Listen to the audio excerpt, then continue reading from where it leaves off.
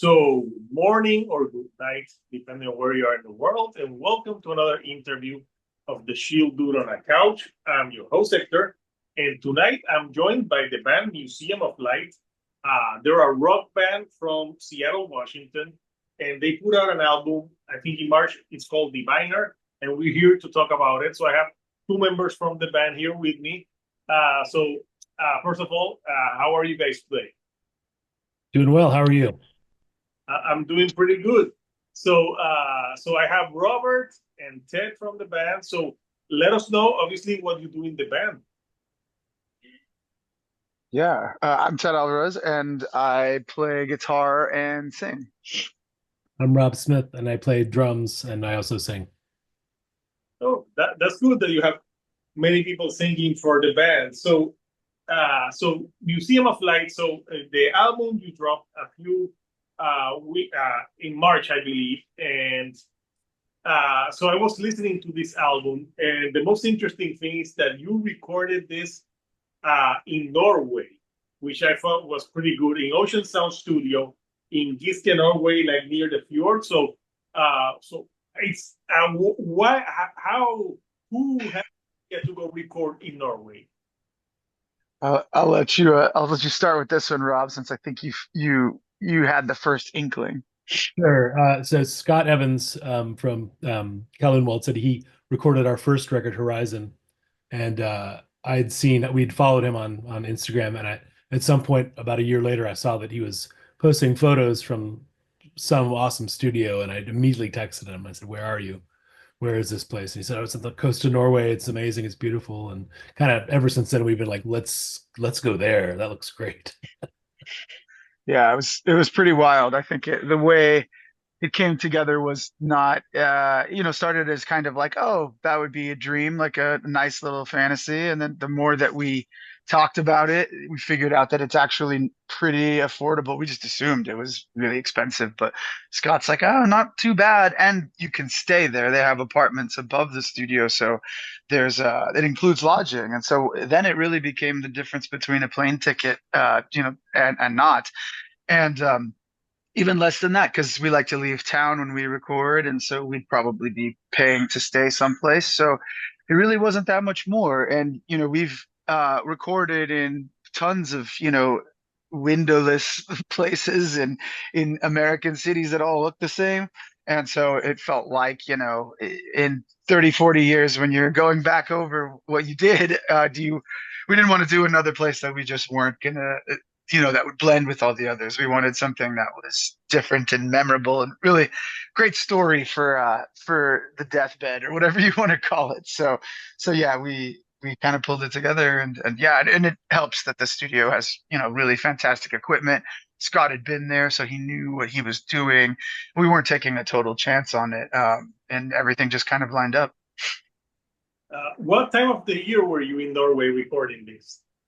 Well, it's September, Yeah, I middle of think. September. Yeah. So Yeah. it hadn't turned yet. It was still pretty light. It was kind of like right before it starts getting dark all the time and cold all the time. So it was kind of good timing. So Yeah, but it's pretty cool because listening to this record feels like ethereal at times because you have some songs where you have like some I think it's like some recording effects, especially on the first ones that opened the record. So how long did you stay?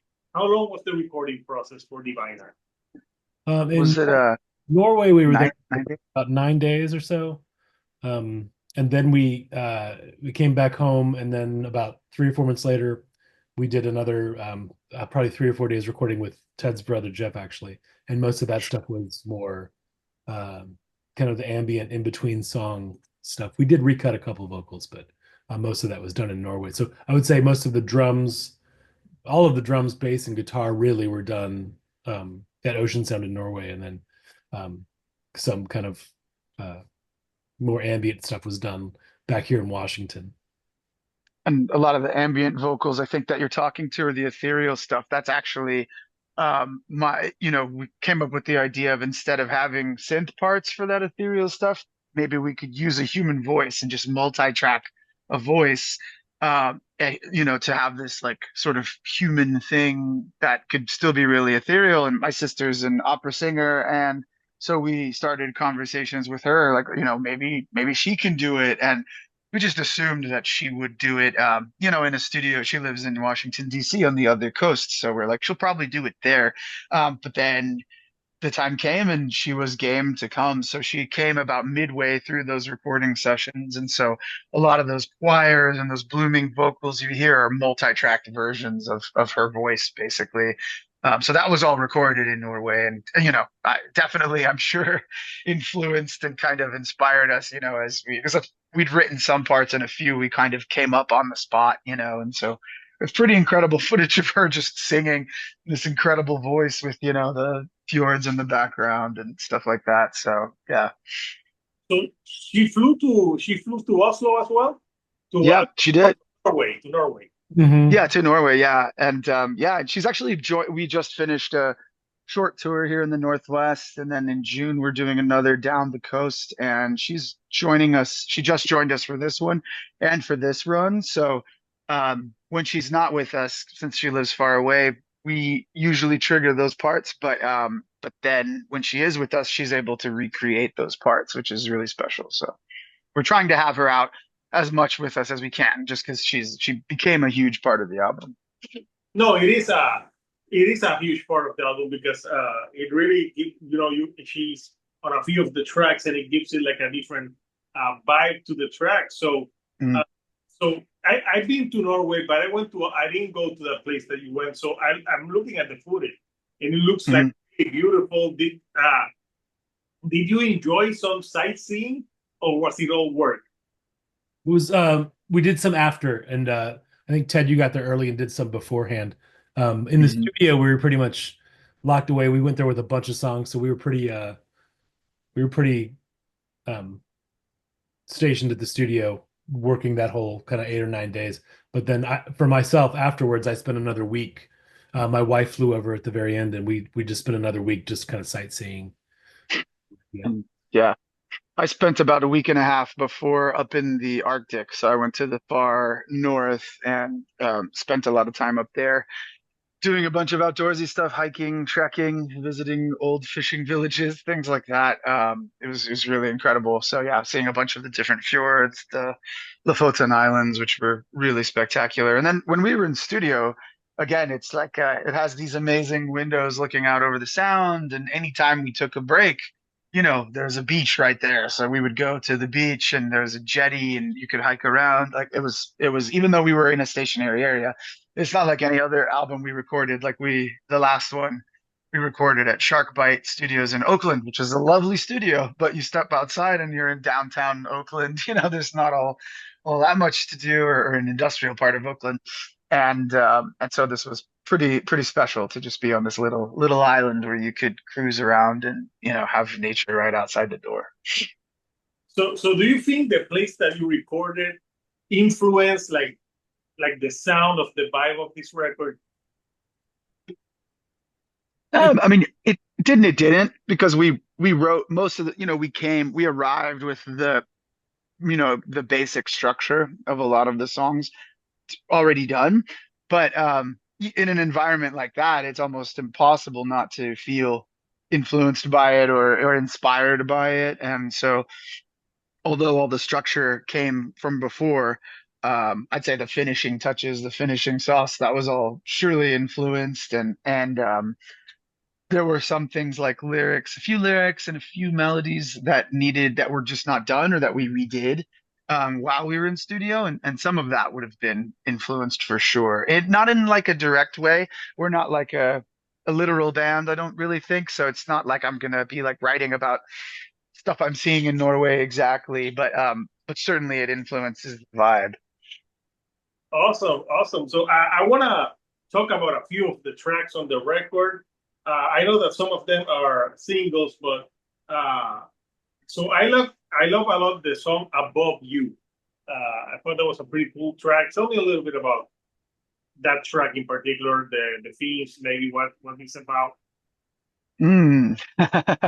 This is interesting. I got asked this question before, and I'm typically reluctant to to go deep into like what the story is behind a song exactly, or decoding the lyrics, because sometimes I like the idea that there's always going to be a kernel of something uh in there to me, or like I know the source of sort of the emotional story, but I try to write it in such a way that it can feel specific to somebody else too, and that they can find their own kind of meaning and story behind it. um I guess if I were to give a little bit of a hint on Above You, musically, I think it's one of those songs that has always been kind of like the uplifting, rocker. Like that's why we always kind of preserved it and put it in a place of prominence. I think going in, we were like, this is one of our favorites. It's a solid banger. It has to make the record. Just because it has this, like, to us at least, or to me, has this kind of powerful uplift, and followed by this kind of little exploration kind of going off into I don't know, the sonic ether, if you will, and then at the end we kind of come back in and crush it. And but if I were to give like a lyrical hint or feeling, um I would say it's more about watching somebody from afar who used to be a part of your life, who's no longer a part of your life, and them feeling remote and inaccessible, but then you finding a way to kind of move on. That's sort of what I would say. And yeah, that's kind of what uh what I felt about it, at least.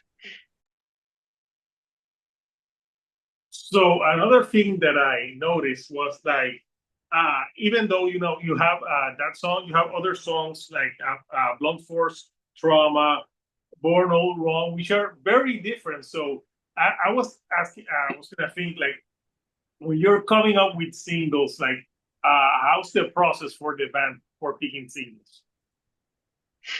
That's probably one of the hardest thing for us to do. I would say we're big fans of the album format, and even though each of these songs were conceived individually for the most part, or some of them were, we we didn't we kind of saw this as an extension of, like, if you listen to Horizon, our first record, back to back, it similarly has interstitials that kind of connect each song. So technically you can listen to it side A and side B all the way through. And so we wanted to do that again, this time, only even more so, where it's like really meant to be listened to straight through. Of course, that's not how most people consume music, and so you have to write songs that can stand on their own. Um, but so that when it came to picking singles, I don't know. It's I hard. wouldn't say it's yeah, I wouldn't say it's random, but yeah, you go ahead. Oh, it just once we hear it and we're kind of mixing, we hear the final product. It's one 20-minute piece of music is side A, and one kind of 20-minute piece is side B. So it becomes difficult at that point to like pick something out of that kind of flow. But the label, they usually do two or three singles to kind of pre-release to get people talking about it. So we had to pick ones, and I think I'm a little less precious about it in a way, because I'm like, well, this is just kind of to get people talking about it, and then once it's Mhm. out, listen to all the whole thing. But I think there's certain ones that didn't make sense. Kind of, the first track maybe that is just kind of one little part. It's almost like an overture in a way. It's not really like a verse chorusy song. So once we kind of like, all right, cool, we'll pick three that are slightly more traditional songs. I think we were talking about maybe four or five. Above You was actually one we were talking about for a long time, being a pre-release single, and just didn't didn't make the cut or whatever. But yeah. Yeah, sometimes I think we second guess ourselves. We're like, oh, should we have picked Above You? It worked out great, but there are definitely moments where we were like, oh, for instance, I don't know that I would have chosen Blunt Force Drama, but that was our John from Spartan was a big fan of picking that one, and so we're like, okay, we trust your instincts, we'll go with that one. But like I said, that wouldn't have been. I probably would have picked Above You instead of Blunt Force, but yeah, it works out. And then we're like, hey, that's a good problem to have. Hopefully that somebody encounters a song that they like. I'm a big fan of the deep cut. You find the song that you love that's maybe has a little bit less exposure. So hopefully people can get a little bit of that too. Yeah, and sometimes you don't know what's going to be a single or what would be a deep cut. Yeah. Or yeah, or what's going to what people will really respond to, and even that's even true when we play live. You write all these things and you think like, oh, this will be a great live song or whatever, and then you go out and do it, and you're like, nope, I was wrong. It's not. And then something you think, well, this will never work. That ends up being something that you end up playing at every single show you do, just because it goes over so well. So Yeah, a lot of the stuff is surprising. Like we have a few songs where we hit a section that we think would be okay, this is where we're going to lose the audience. It's like this long section of feedback, and if we're going to turn anybody off, it's this part. And to our surprise, like people always seem to really enjoy that part of the song. We're not losing them, so it's really hard to predict, I think. Yeah. So on the recent runs from the Pacific that you did, like any new songs are like really uh like the crowds are really responding to? I think I mean, they were pretty enthusiastic throughout. I think there's a non-album song called Long Dark. I believe we're not sure what it's going to be called finally, that we've been playing for a while, that should be released soon as kind of a bonus. And that always does really well. the I think song called people some of these we've been good. playing for a while, but there's a song called "Get Paid" from the new record that Oh yeah. Mm, that we just kind of got up to play live. It really helps to have Alyssa on stage with us because she's such a big part of the last half of that song. But that once we started playing that in front of a crowd, we were like, oh, we need to be playing this all the time. This does really, really well. So yeah, yeah, That's a fun track, Get Paid. yeah, yeah. That's yeah. a yeah.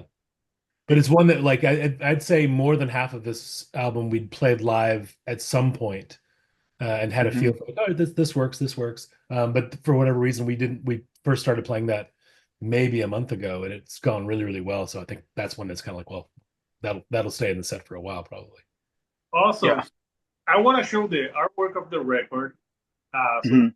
talk about a little bit for the. Sure. So yeah, I know the record's been out now since March. So here's the diviner. So tell me a little bit about the album cover. I saw pictures of the vinyl, and I saw a vinyl variant that has all the colors that are Mhm. on the cover. Mhm. Let's see. We worked with the same artist who did Horizon, a guy named Eric Fisher, who is really talented. He designs everything from uh, things for corporate clients to other bands to he does restaurant designs. He's just deeply talented artist. Also plays in bands himself, so he knows the deal and knows the album format, and he just has this really unique style. And I think we Horizon was something that he'd already made that then we asked if we could use it. And so this time we really wanted to commission something original.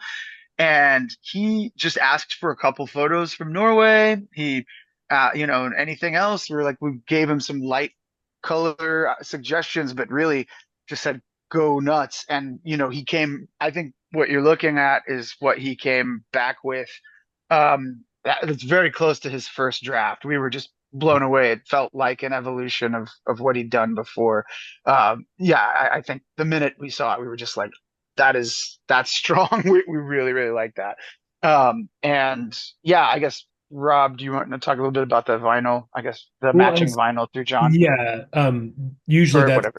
that's John who runs our Spartan Records. That's kind of his. That's kind of his domain. He once he gets the artwork, he always goes and comes up with special vinyl variants that match the cover. And kind of a similar thing, he came back with. I think the first two that he came back with, we were like, wow, that's really great. One in particular was kind of a I don't know all the technical details, but it's kind of a newer process that the plant hadn't really done yet. And it involves like the spot color that's the same red that's from the cover, um, and that looks really great.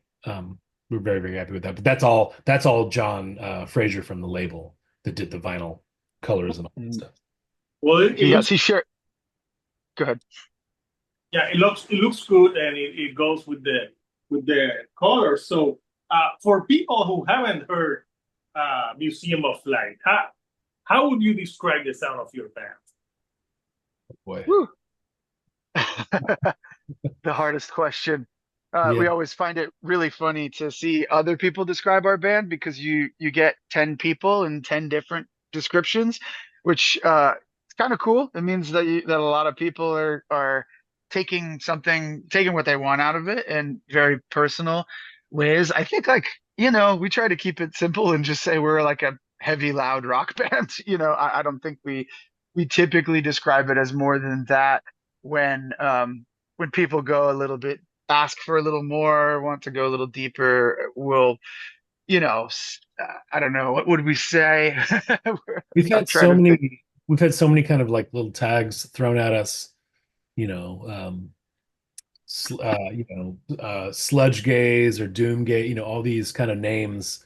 And I think it kind of just goes to we don't we can kind of play with, we can play with doom bands, we can play with shoegaze bands, we can play with post rock bands, but I think that's kind of the thing. Our sound kind of incorporates all these different kind of things, so it doesn't neatly fit into one little category. And I think that's kind of how we like it. But it does mean that it's kind of hard to like give a one sentence of like, oh, what's your band sound like? Give a little tag. I'm hard pressed to think of like a thing. So yeah, I usually just go, oh, it's rock music, it's heavy, it's um kind of low tuned, but it's also short songs, concise. We have melody. We really like vocal melody, so I think that's pretty clear. And that's if you hear like a doom band, that's not what you think of. And so yeah, it's kind of all over the place in a way. Also, listening to your album, there seemed to be like a element of like a, I don't know, like a jam band, like improvisation sometimes in the songs. There we go. That's a new one for us. Maybe some of that comes from the fact that I think a lot of the kind of guitar bass drums part of the songs we do um, very quickly and very kind of intuitively.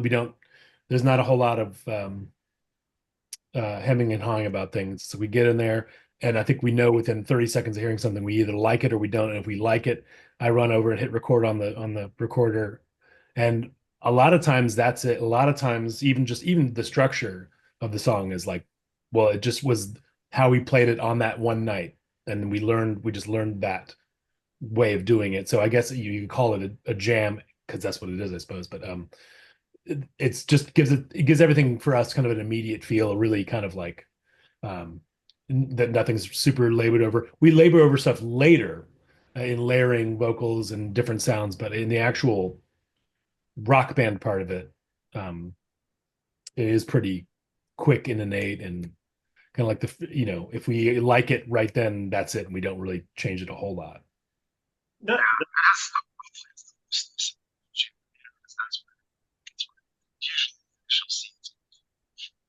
awesome. So you guys said earlier before that you guys are going to go play some more shows. When are the next shows for the band? We have a couple. We have one on I think June 25th here in Seattle, and then in June we spend about 10 days kind of going up and down the West Coast. So Washington, Oregon, California, and then we'll go out again in August, kind of out to the Midwest. We're playing a festival in Denver called Ghost Canyon, so we're building kind of a run around that will take in some mountain states, some Midwest states, and then I think we're going to go out east in October. Sounds like you guys are going to be busy. So for people that want to follow more the band, where can they follow Museum of Light?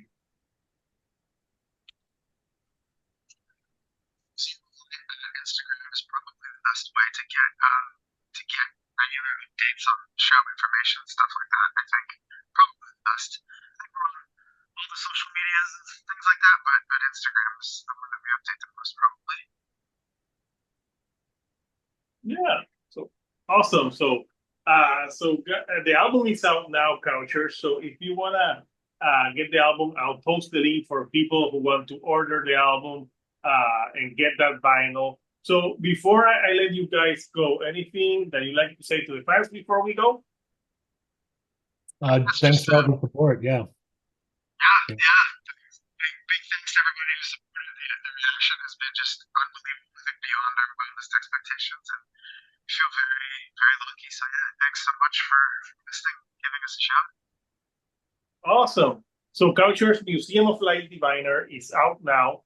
I would recommend this to people who like good hard rock, like a rock band. You get what you see, like a rock band playing some rock solid uh, rock music. I enjoyed it, so I'll post the link for anyone who wants to get it. So I want to thank both of you from taking some time, especially after coming from a tour to share because you're tired.